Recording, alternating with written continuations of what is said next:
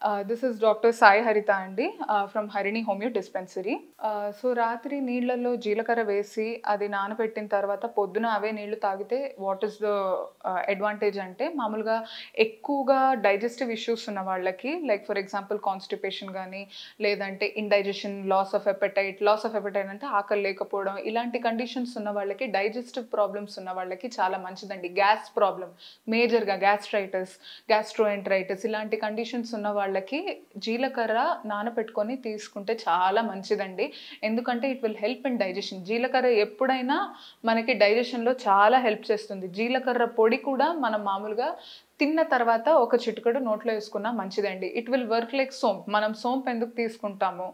Digestion ఈజీగా అయిపోవడానికి. కానీ ఇదే మామూలుగా మార్నింగ్ తీసుకుంటే వేడి నీళ్ళలో తొందరగా మోషన్ వచ్చేస్తుంది. కాన్స్టిపేషన్ ప్రాబ్లం ఉన్న వాళ్ళకి మోషన్స్ ప్రాబ్లం లేకుండా చూస్తుంది ఇది.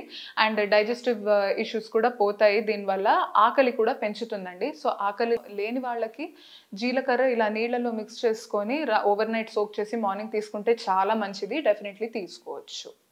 మీకు ఇలాంటి సమస్యలు ఉంటే కింద ఉన్న స్క్రోలింగ్ నెంబర్కి కాల్ చేసి అపాయింట్మెంట్ తీసుకోవచ్చండి.